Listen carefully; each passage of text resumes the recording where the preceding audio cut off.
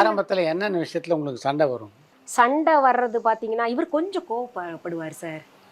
அதுவும் பார்த்தீங்கன்னா, எனக்கும் இவருக்கு தகராறே வராது. யாராவது 3வது ஒரு நபர்னால ஃபார் எக்ஸாம்பிள் நமக்கு ஹெல்ப் உதவியாளர்கள் யாராவது இருக்காங்கல்ல, இதை தூக்கி இப்படி எங்கேயாவது வச்சுட்டாங்கன்னு வைங்க, இவர் வச்ச இடத்துல இல்லைன்னு வைங்களேன், லபலபலபலபலன்னு சத்தம் போட்டாரு. நான் சொன்னேன், ஏன் இப்படி சத்தம் போடுறீங்க? இது என்ன இப்படி எடுத்து இப்படி வச்சிருன்னு சொன்னா முடிஞ்சு போச்சு. நாளை இருந்து அப்படி பண்ணாதேன்னு சொன்னா முடிஞ்சு போச்சு.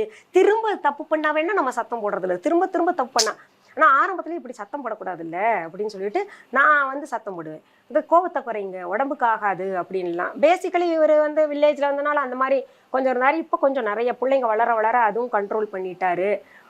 நான் இப்போ அது பொருட்படுத்துறதே இல்லைன்னு நான் சொல்லுவேன், ஐயையோ இங்கே பாருங்க, ஒரு விஷயத்துக்கு மரியாதை இருந்தால் தான் நல்லா இருக்கும். இப்போ அதுக்கு நான் கண்டுக்கிறேன்னா பாருங்க, அதுக்கு மரியாதை இல்லைன்னு அர்த்தம். அதனால் விட்டுருங்க, உங்கள் உடம்புக்கு தான் இதாகும்.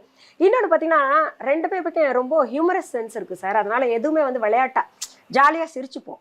ஏதாவது திட்டிக்கிட்டு அப்படியே நக்கல் கிண்டல் அடிக்கிறது, மறைமுகமாக பேசுறது, அந்த கிண்டல் அடிக்கிறது. அது ஆரம்ப காலத்தில் கொஞ்சம் நான் எதனா அவர் திட்டிட்டு நான் கோச்சிட்டு 2 நாள் பேசாமல் இருந்தேன்னா வந்து அவர் பாட்டிலேயே என்ன சரி பண்ணிடுவார். ஆமா, இப்பதான் வயசாயிடுச்சு அதனால பண்றது. இப்ப நான் அதெல்லாம் பெருசா வச்சுக்கிறதுலன்னு வைங்க.